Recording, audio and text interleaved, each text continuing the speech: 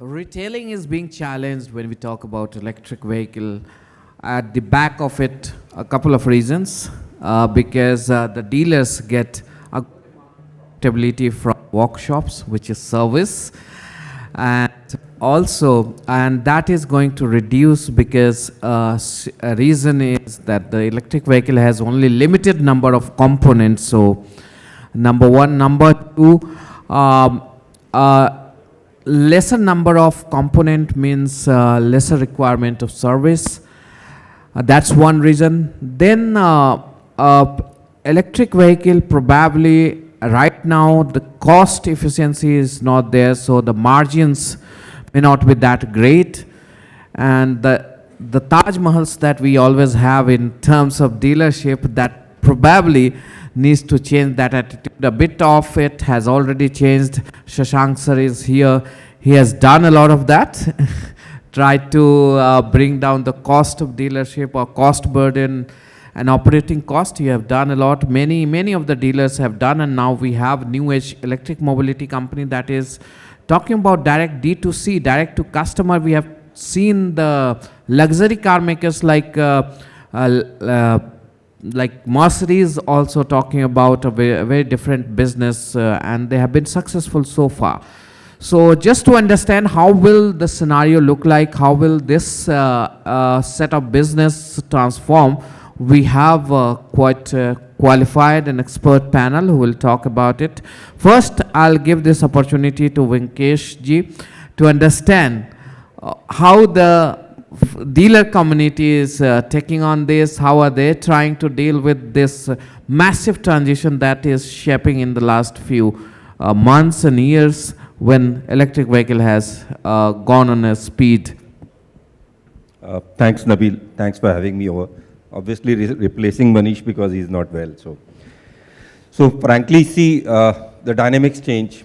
The way we do business change. So I remember when we started dealership in 35 years back, we used to sell some 10 or 15 vehicles per month, and we had more than 3 months, 6 months booking what we have today also. So similar thing at that time. I remember the Bajaj Chetak had that 500 rupees booking and was sold at 2,000, 3,000 premium. So things have changed from them then to us pushing the customer to buy it, enticing him to buy the products what we want. And now today again, a new change is coming with electric vehicle. So frankly, when we talk of today's kind of dealership, we see as a huge infrastructure because of the volume of the vehicles we sell, because of the service need what we have. And actually, if you talk of the major part of the dealership goes up to into workshop where we say every one bay we need at least 2 or 3 bay for pending vehicles and all that. So huge infrastructure, huge cost obviously, then the service returns balances it. But as we are now shifting towards EV, our workshop requirement will reduce. So I feel if Shashank ji has to give a pure EV dealership in future, he won't require a 20,000 square feet of setup, maybe a 5,000 or a 6,000 square feet where 3,000, 4,000 is showroom and 2,000-3,000 of workshop, because EV doesn't need a lot of time in a workshop or waiting period or a diagnosis analysis and all those things. So the concept of the dealership will change from ICE to pure EV. I'm not saying mixture. There could be, what I believe there'll be a mixture. We'll be selling CNG, EV, hydrogen, ICE, everything from one counter. So maybe not a major change in infra, but if I talk about today's EV infrastructure dealership, they are very small. So automatically the returns from service which we lose because of the EV is not a burden, not a problem for us. So like if you see what is happening in two-wheeler dealership, so if you see the 4 legacy dealership, we need at least 15,000 to 20,000 square feet. Whereas if we take a EV dealership of Ather or Okinawa, we actually need around 3,000 square feet. So what we put in, what we get out. So I don't feel that's an issue from the dealer's side. Okay, great. And also the biggest driver of this change is technology. Somewhere we see a lot of, digital interferences coming, a lot of digital influence is there when people are going to buy a car, bike, and that will happen in electric vehicles also. At the same time, virtual AR, VR has come. That has also reduced the, the compulsion of having big infrastructure at the retail shops. Shashank san, we have seen that the passenger vehicle segment is very sensitive when it comes to their retailing and branding. Even many might be right now selling ICE along with EVs, but they talk about ultimately going separate. What is the reason behind it, and how do you see this? What was the last part you said?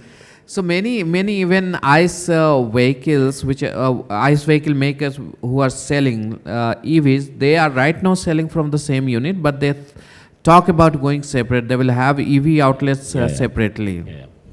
So first, let me give a broad perspective before we come to the specifics. One, the COP26 resolution talks about carbon neutrality by 2050. Generally, now auto emissions form a significant portion in our effort to reduce emission. That is why this talk of EVs that we are having. Generally speaking, the average life of ICE vehicles is considered between 12 to 15 years. So if 2050 was the target, and I'm talking of the average for the world, it is probably 2038 practically that you can have some sort of a pure EV sort of scenario. So there are countries which have put 2035 as the date. There are countries who have put 2040. Probably is going to be different across different countries, and surely is going to be different across different types of vehicles. Buses and three-wheelers might be earlier, two-wheelers might be earlier, and so on. So we are talking of a slightly longish time at the moment. And depending on the country, the penetration would be different. For example, today we have the total penetration in the world of about 14% for BEVs and PHEVs together. China, for example, has 25%, but 19% BEVs. Europe has 18%, 12% BEVs. Japan has 2%, only 1% is BEV. Yeah. So it is obviously varying across countries depending upon the country's energy requirements and so on and so forth. So there's going to be, Nabeel, a mix of this thing which will happen over a long period of time. In India, and I'm talking from a four-wheel perspective, in India, passenger vehicles, the projected demand is for EVs will be about 17%. We don't have so much PHEVs. We are talking only of BEVs. So 17% means with a projection of auto industry, four-wheel drive, for four-wheel vehicles, the passenger vehicle about 6 million. 1 million will be the total sale in 2030. So, and that too, because we are assuming a certain level of charging infrastructure being built, we are assuming certain battery prices that they will come down and so on and so forth. So these two will be over a long period of time.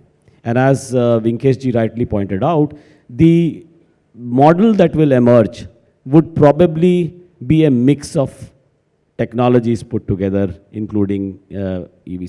So actually over periods of time, it has been seen in history that models of business emerge based on volumes, based on the resources different countries have, and margins accordingly. For example, you just mentioned whether the margins can be large because cost of acquisition is high. It's possible that the cost of acquisition of battery vehicles may come down.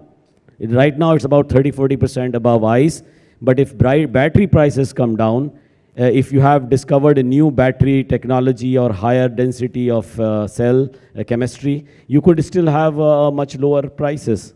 Although I must say, lithium prices have really gone up. It was 100,000 yuan a couple of years, about 14–15 months back, was just 1 lakh yuan. It's now 500, today I think it's 500,000 yuan plus. So it depends on that, and I think the emergence of the retail model will accordingly change. When you talk about specific model, showrooms for EVs, it's possible. Like we have already experiments from Mercedes, from GM, and also BMW, where you have separate thing. On the other hand, there are such companies like Stellantis, like Ford, who have had ICE and EVs together in the same showroom. Or Kia, Hyundai, Renault, they may have showrooms where, I'm talking of global, not here, may have some specific corner of the showroom, which is EV. So there will be a mix. Tesla has a direct sale model. You talked about agency model, which is Mercedes-Benz. In India, they're doing experiments in Sweden, in South Africa. Honda is doing it in New Zealand, in Australia, so also Toyota in New Zealand.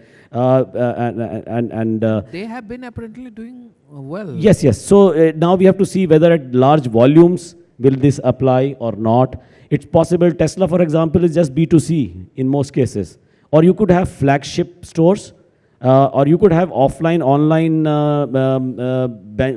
bonding together like NIO does it in China. They have a great experience, I think, all based on cloud. I would rank them quite high as far as consumer experience is concerned. So you have different models available. Depending on the volumes and how it goes, the pricing goes in the future, I think we will evolve in a proper business model, which might be different in different countries. And looking at the connected world, and the technology has become biggest enabler, the OEMs would show their large network as their biggest asset or USP. And even Maruti Suzuki has always been talking about large network. Do you think that will now reduce because the technology intervention will probably help and you will have lesser number of dealerships, the big dealerships? Yeah, it's possible, but I must say that, and I must make this point here very clearly, it's an evolving field.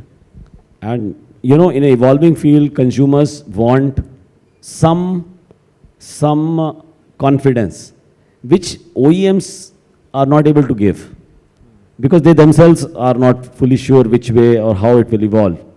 So like people say, like service, you could have OTA software updates, you could have diagnostics on OTA basis, possible, but you still require that confidence of a large network. And network doesn't really mean physical infrastructure all the time.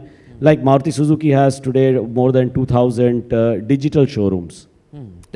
So but it has to be backed with physical also, because there is a lot of people who want the comfort of a physical showroom as well. So it's going to evolve, and I think initially it will be an advantage to have actually a physical network also. And remember, in India, there are 650,000 villages. At least 2.5 lakh villages don't have a single car. Maruti Suzuki takes pride that we have sold one vehicle at least in a village in 410,000 villages. So that, I think, confidence across geographies and types of customer will maybe not eliminate the physical infrastructure altogether. Shashank, yeah. You want to add? Yeah. So Nabeel, the clear message is what has proven for the past 1 year. I'm not talking about cars, but there is a two-wheeler person who has come in and talking about direct to customer. I'm not bothered dealers or no dealers. The point is network is important for customers in India because the geographical reach and the kind of Indian profile we have, they had to finally resort to service centers and experience centers. So I'm not saying dealers or no dealers. You need to have a touch point. I agree, touch point should be there. Sulajja, you operate in completely different market segment and your customers are completely different. You largely deal with the institutions. In such a scenario, the compulsion to have large dealer network is lesser on you. And also to have a large setup infrastructure for dealership is also not that compulsory or that important as much as it is important for passenger vehicle or a two-wheeler. How do you see the transition, and do you think you will be probably able to create a roadmap for next stage of dealership that we'll see in India? Thank you, Nabeel, and good morning to all of you. I think at the outset, let me say that I'm very bullish on the retail potential of EVs. Kinetic Green is working in the light mobility segment, So electric three-wheelers is what we started with in 2015 as one of the early pioneering companies. And also we started manufacturing electric two-wheelers about a year and a half ago. So 2 and 3 wheelers and golf carts. And we've really seen this whole transformation. As Nabeel mentioned, when we began our three-wheeler journey in 2015, there was no retail demand, very little retail demand. And customers were not coming forward to the showrooms to buy vehicles. Dealerships would start, they would shut down because there was no viability. And we as OEM also, early OEMs, had to go and create opportunities for deployment. So we worked with last mile connectivity opportunities with metros. We worked with certain state governments for livelihood programs, welfare programs, B2B programs, B2G programs. And that's how initially we could build the population of whatever first 850, 60,000 three-wheelers. But now I see a great change in the trend. In the last financial year, Kinetic Green also had almost 90% of its business from B2C and only 10% from institutions. So that's a great change. As you know, in India, when people meet, they speak only about 3 things. When they meet over dinner or over drinks, they speak about films, they speak about cricket, and they speak about automobiles. So now when people talk about automobiles, they speak about EVs. They talk about the opportunity or consideration, EV being their next purchase as a consideration. They talk about the pros and the cons. So there's definitely a change in the mindset of people. They're willing to come to showrooms or they're willing to consider EVs as a part of, as their next purchase. And I think this is a big change that I see, that we are going to be seeing a major retail transformation for EV demand, especially for actually all segments, cars, two-wheelers and three-wheelers. So I'm very bullish about this. That being said, I think there are a couple of points which I think will drive this retail transformation. If you want to go from 5% penetration of EVs to 50% or higher in the next coming years, I think we have just made a beginning. If we really want to see a massive penetration, then few things have to happen. As an industry, we have to make it happen. I think first and foremost is price parity.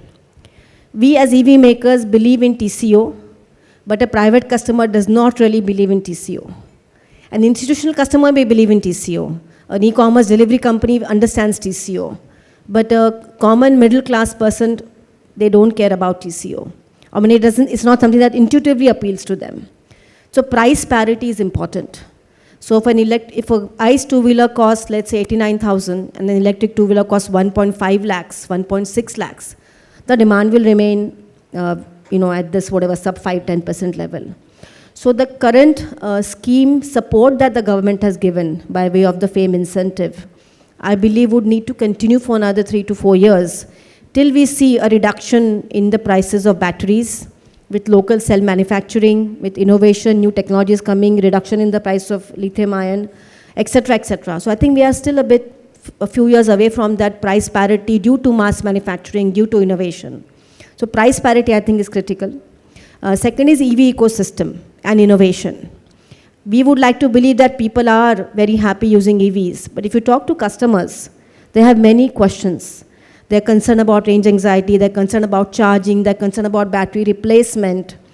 And unless we as an industry resolve this issue of making EV ecosystem as convenient as ICE ecosystem, where purchase cost, ownership cost, refueling is very convenient and cost economic, and remove the anxieties from customers, I think that's when the adoption will increase. And third, of course, is the innovation, fast charging batteries, battery swapping technology, and many other things. So I think that's the dynamics. Coming to retail, your question, I feel that it's an era of transformation. I think EV is a different kind of product. It's an easier product to make, easier product to own, easier product to service. And the customers of EVs are also younger, the new generation, who are very tech savvy. So I believe that the retail will also follow this pattern. I think that we are headed for a multi-format retail. It may not be 100% D2C, 100% multi-brand, 100% dealership. I think in EVs, we will see a combination of these channels evolving, like in consumer durables or like in mobile phones. So it may not be only the dedicated automobile dealerships that we are used to. It may be that as a channel. D2C will play a role because the younger customers are willing to do their research online, talk to their friends, take a test ride of a vehicle of a friend. They may not want to come to showrooms. And then multi-brand also as an additional convenience. So I think we're headed for a multi-format retail. I agree that smaller showrooms will evolve because you don't need a very large format. But multi-brand, D2C, penetrative, this is the new retail format. I think that will evolve for EVs. That's what I believe. Agree. We have seen a couple of startups working in this field where they are selling multi-brand vehicle in the same manner as we have chromas and all in the consumer electronics. We have seen a couple of startups doing that.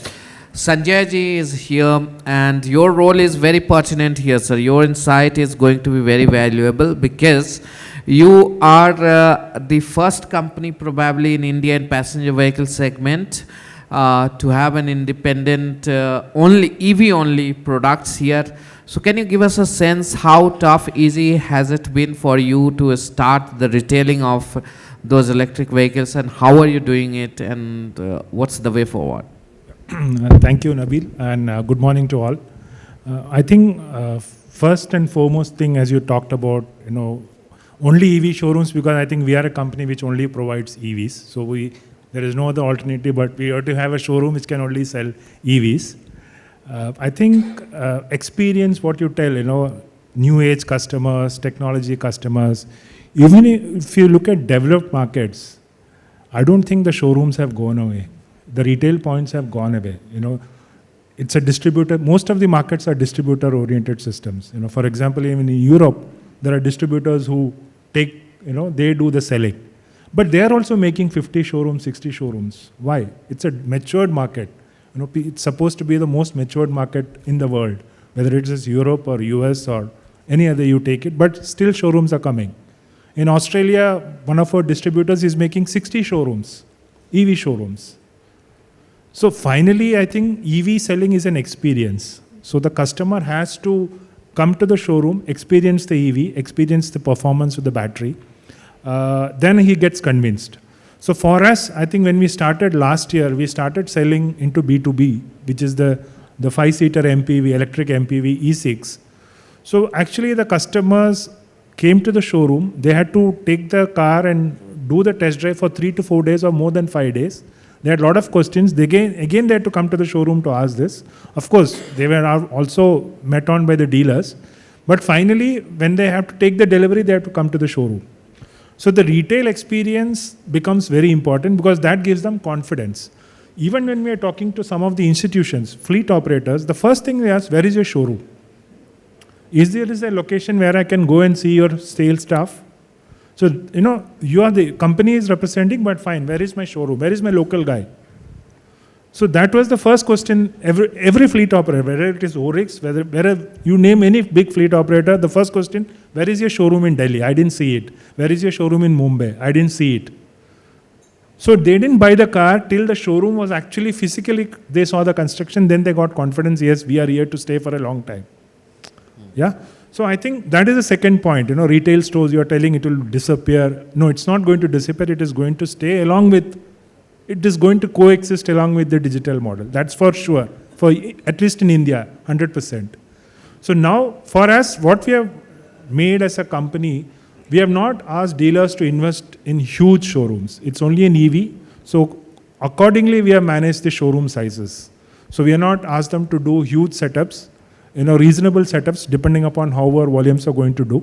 So that has made them confident, yes, with a small setup also, with a 3-car, 2-car display, we can manage that. For the initial 12 months, we have also asked dealers to manage within their existing brand workshops. Most of them are multi-brand dealerships. So if they are able to give us space for 2 to 3 cars, 2 to 3 bays, they can manage that, EV workshop, initial basic services. Except for body shop, which anyway requires, it's shared. Most of the brands share the body shops. So that is also happening. When we have got into the retail segment, now when we launched the new SUV, now to bring the customer confidence, we are asking our dealers to make workshops. Not big workshops, but depending upon volumes, how the volumes will come, we are asking them to make smaller workshops. So that it gives the confidence. Because when a retail customer walks into a showroom, he wants, where is my workshop? What will, if something happens to my car, is there is a workshop along with you? So that confidence is required.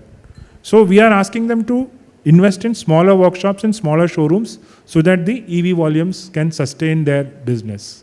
That's what as an OEM we are doing, only selling pure EVs. Agree, because physical presence becomes important, but probably what will happen that you need not have so many presences. You will reduce the number of presence and still a lot of technology play will be there.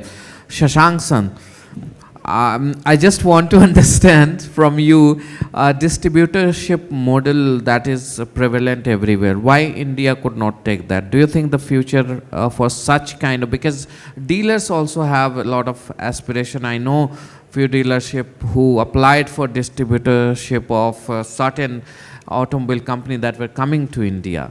Why India do not have that much? We had one of them which did not work out. Why? You mean to say the distributor dealer sort of this thing? Yeah.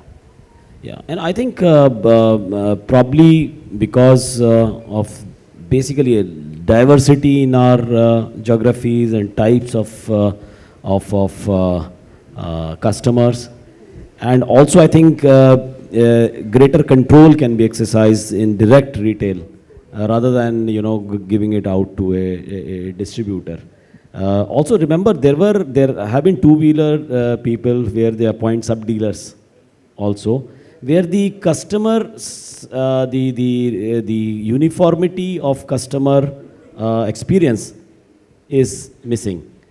So I think both for the direct control of customer experience and also how quickly you can implement some of the changes you are thinking, probably this mode is how it has evolved in India. And I think that's, I think that is the reason why this distributor thing never came up. Yeah, I think I'd like to add to Mr. Shashank's point. Maybe Nikunj will, so you will also, Vinkesh will also, back that. When you look at a distributor system, X person becomes a distributor, but he is a dealer for some X company. When he goes to a dealer conference or a company meeting, they are sitting on the same stage. X person is a distributor, Y person, for example, he becomes a distributor, but he is also a Mahindra dealer. So when he goes to a Mahindra conference, he says, I'm sitting along with his other Mahindra counterparts, but when he becomes a distributor for a different company, maybe some other dealer becomes a sub-dealer of his. So it's also that personality thing which is still, very difficult to come by in Indian businessmen. They also want to be a dealer, directly dealing with OEMs. I think he wants to add. You want? So Nabeel, very frankly, wherever the distributor thing is working all over world, those are very smaller places and very less number of cars are sold. One major point is that. Second, Sanjay ji clearly said.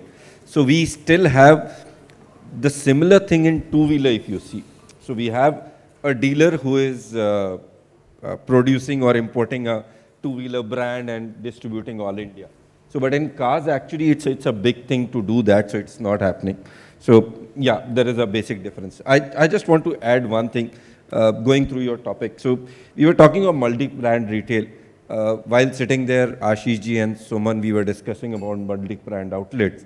And the problem, what we could understand is, Sanjay ji was also privy to that discussion where the car dealers are not open to that discussion. So they have their reasons. Sorry, sir. They have their reasons that experience misses, a customer coming for an XUV 700 and maybe another car sitting beside, the experience will be different and all that. So those are different things. But what I want to talk That's so how maybe, Nexa was made. So maybe I feel Sulajja ma'am may agree too. So what we are looking as dealers is on the multi-brand retail is not on the passenger vehicle side because the size and the numbers and the volumes are different, but at least in the two-wheeler and three-wheeler side. But when we talk about that, the basic problem today is even our government rules doesn't recognize that. So what from FADA, what we are pushing today to MORTH and NIC. So if we have one address, maybe 53 Leader Road, I cannot have 4 trade plate on the same address, selling 4 different manufacturers. So even if they allow, I can't do that. So I'll have to give something. So we are pushing them to change their software so that at least with the same address. So like Hyderabad, if you know, Saral does Bikevu, where he sells around 4 or 5 brands. And he is having the similar kind of problem where he has to give 4 address for getting it registered. So starting from that, FADA is now working to at least get that rectified. And then the 2-wheeler and 3-wheeler segment can do where we are not directly competing. So maybe a 3-wheeler load vehicle and a 3-wheeler passenger can be sold in the same setup where we are selling a Segway or a Yulu type of a bike or a 2-wheeler of Ather. So maybe we have a range selling from one dealership, one outlet, giving all. But how are we selling, you know, fridge, AC, television from one place? Yeah, so can I add something here? Yeah, sure. It's working. So we decided to keep an open mind, you know, when we started this whole approach for multi-brand. Again, Kinetic comes from the traditionalized background. We've always worked with our own dealers. But when it came to EV, we said, let's have an open mind and experiment, right? What is the customer experience in a multi-brand and whether it works? So I can tell you that from our experience that about 10% of our sales are happening from multi-brand. And there are issues, as you said, the multi-brand partners with whom we work, they sell only our high-speed scooters because they can only have only one trade plate. But what I found is that the customers who are coming to these multi-brand showrooms, it's they who are driving this. So we may want to have only our dealerships, but if the customers are going to also multi-brand showrooms, then if you are present there, you are reaching a new customer who would not have otherwise probably been your customer. So there is a place, I believe, for multi-brand because there are certain kinds of customers who maybe are ready to go and, you know, buy the product from multi-brand. So that's how we have seen it evolving. I don't think it's going to replace company showrooms, company dealerships. It's like even when we buy a car, for example, right? Maybe in the first 5 years, it always goes to the authorized dealership. But eventually when the extended warranties and everything runs out, the driver might say that, madam, usko main wo speed auto mein repair kara ke lata hu, saste mein hoga. So I think something like that, you know, it's then that there is the market dynamics will probably decide, you know, how much business may come from multi-brand. I believe it will exist. It will not replace authorized dealerships, especially for premium products. But it's an interesting place to watch and evolve. You wanted to add something, Shashank? No, I thought we were discussing EVs. So suddenly I think Vinkesh ji puts his FADA agenda every time. I don't know. But before that, before this multi-dealer thing, brand, etc. happens, I think for EVs, we will have to sort out other things first. And talking purely from a EV perspective. For example, you may have a different type of ownership pattern. Subscription, for example. Or, you know, backed with SD, which is, you know, self-drive. SDs can reduce your EMI outputs.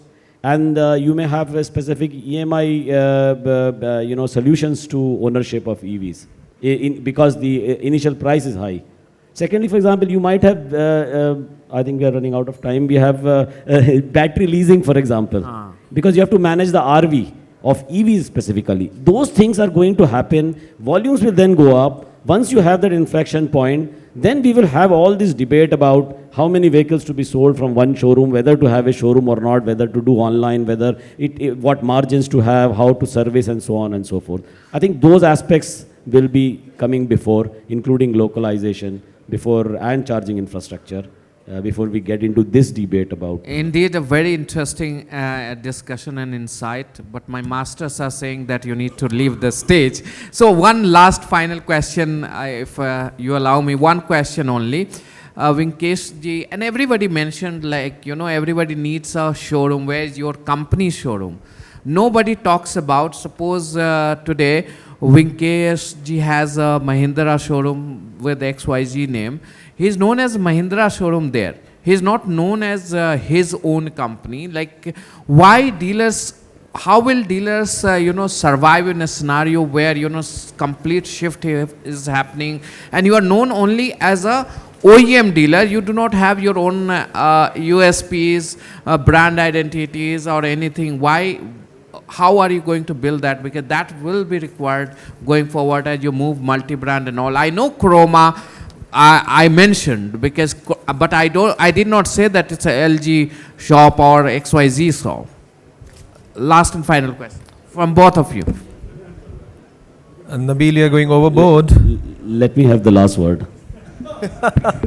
So, sir, very frankly, time's up, and this is the pain point from the dealers' front. I'm sorry, I'm sitting beside all the OEMs. I don't know how many of you realize 20 years back, in a 60 by 4 board, at least 30% was devoted to the dealership name. But today, by 60 by 4, you will find only 5 or 7% devoted to the dealership name. And most of the OEMs have actually abolished that also. Now you get a brand name, South Delhi, a brand name, West Delhi, I don't know. And then in the end, they expect the dealer to give extra service to the customer, make a brand of its own so that customer walks in his showroom and give a great service where his own brand is not even existing. The dealership name is the location and the brand what he is serving, and in the end he has to put in everything for himself. So I agree, Nabeel has put up a great question in that EV Can I say something? So I know that we'll take this conversation off stage now. You want to say just 30 seconds, please. Yeah. I just want to say that in my experience, right, I mean, when a dealership comes up, it's always first the product and the brand which will make that dealership successful. But after that, it's the service of that dealer which makes the brand of that dealership as a long-term enduring brand. And then I have seen situations where the dealers have built such a good brand for themselves through their service that they may have even changed the OEM partners. Okay. But still customers You're believe in 30 them. seconds. I'm sorry. I'm done anyway. You're 30 Thank seconds. you. Absolutely, I agree with her. It is about what is the experience the dealer can provide. I think dealers should go beyond assuming name branding as the brand. Brand is more than just a name or a symbol. It has to be more experience, which customers should realize, and that builds the brand, not the space which is provided on the board. I think I second Mr. Shashank, and it's basically finally the experience they provide. But I think I have noticed after some time maybe the customers will come asking for a specific dealership name. They may not come for a brand name. They will come. That dealer is there in that city. I am happy with that dealer. I will go to that dealer. He will tell, I will go to XYZ dealer. Okay, so that also happens in most of the brands. Okay, but in my case, I have not heard, but a stage is always good to be politically correct. Thank you so much for having such an interesting conversation. Right. Thank you so much, ladies and gentlemen.